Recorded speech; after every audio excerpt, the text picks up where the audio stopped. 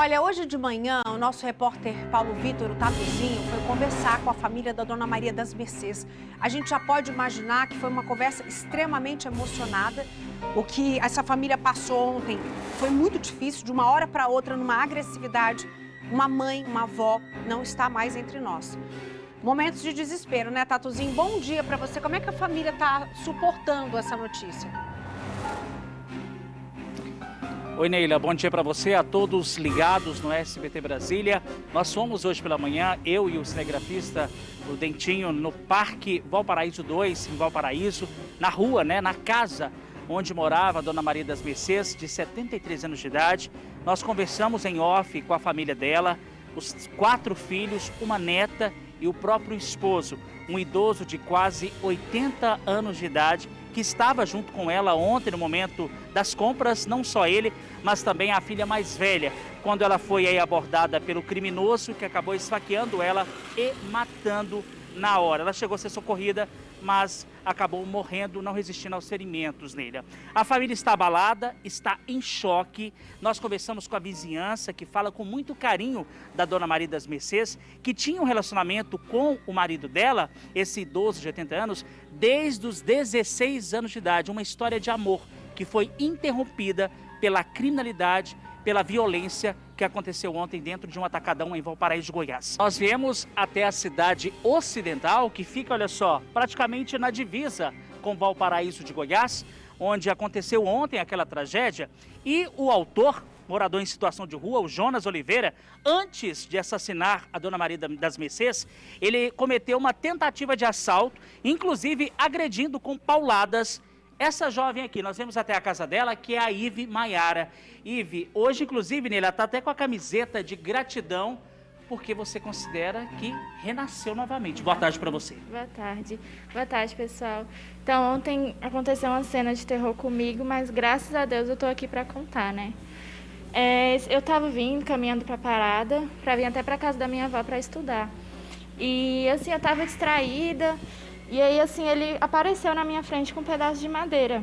Ele estava todo sujo, com a roupa preta, o cabelo bagunçado.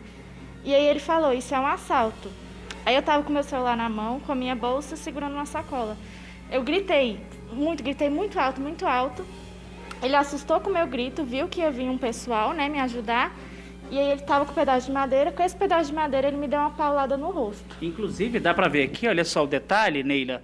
Olha aqui, ó, as marcas ficaram no rosto e também no olho, né? Sim, tá roxo aqui. Ontem tava bem inchado, Mas com o pessoal que me ajudou na hora, eu coloquei um gelo para não ficar, pior. Mas assim, foi uma cena de terror. E no momento que ele me deu uma paulada, ele saiu correndo. Entendeu? A minha sorte foi que ele não quis fazer pior, Agora, na hora que ele saiu correndo, após agredir você com a tentativa de assalto, ele não levou nada.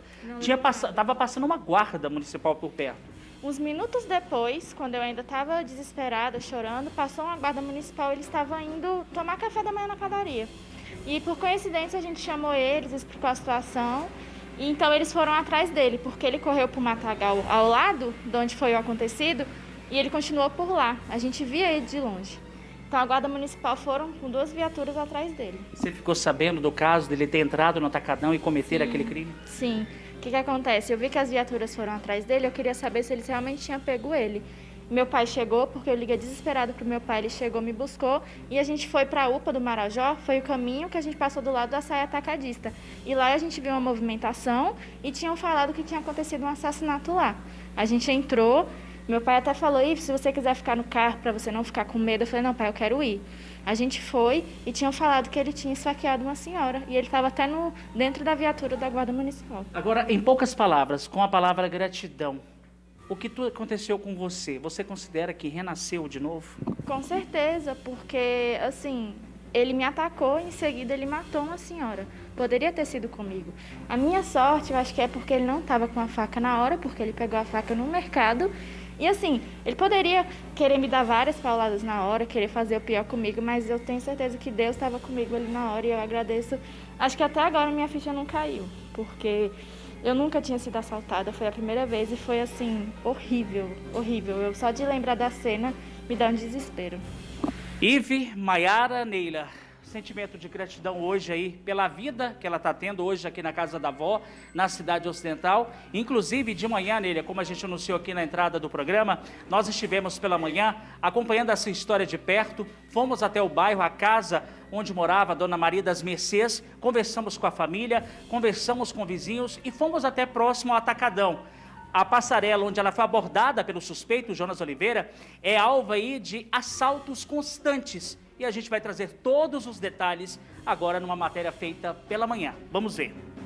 Dona Maria das Mercês, de 73 anos de idade, que foi morta a facadas dentro de um supermercado, morava nesta casa do Parque Valparaíso 2, em Valparaíso de Goiás. As filhas não quiseram gravar entrevista, mas contaram que a dona de casa e aposentada era muito querida na região.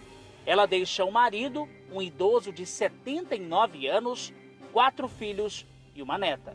Os últimos passos da aposentada e dona de casa, eles se deram aqui nessa rua, da quadra 7 do bairro Parque Valparaíso 2. Mas só que esse dia de compra tranquila transformou-se numa verdadeira tragédia para a família.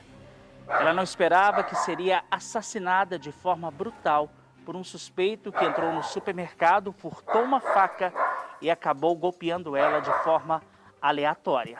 O assassinato da idosa deixou em choque não só a família, mas também a vizinhança. Para a senhora que mora aqui, fica assustada? Fico, muito. Porque eu compro muito lá naquele atacadista ali. Falta de segurança, né? Chocou todo mundo aqui do Valparaíso. Uma coisa dessa dificilmente acontecer e aconteceu dentro do mercado. É complicado isso que aconteceu. Eu levo minha mãe lá frequentemente, já vou pensar 2, 3 vezes, né, em questão da segurança. De assustar, muito assustador. Na região onde fica o Atacadão, palco da tragédia que tirou a vida de Dona Maria das Mercês, nós encontramos o seu Abel Oliveira, que diz estar assustado com a violência.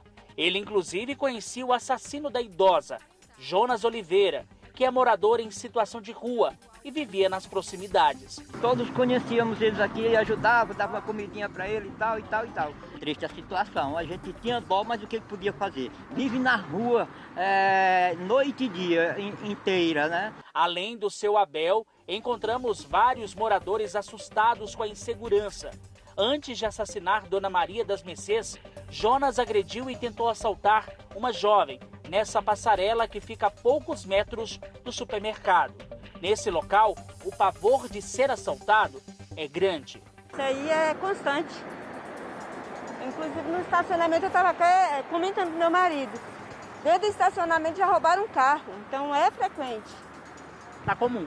Tá comum isso aí. Triste, a gente passa por aqui, mas é com medo. Cerca a gente aí, ó, o celular mesmo. Vê na mão, toma mesmo. A gente tá até mais tranquilo agora com isso, né? A gente volta a ficar com medo de novo, né? É uma alma sofredora, né? A gente fica com raiva, fica com revolta, mas é uma pessoa que está completamente perdida na vida e precisa se encontrar. O que eu desejo aqui é todo o sentimento para a família da Dona Maria e para a família da Ive também, para que não sejam tomados pelo pavor e não vivam com medo da vida. A vida não é para ser vivida com medo, tá bom? Que vocês consigam se recuperar desse trauma e viver de cabeça erguida.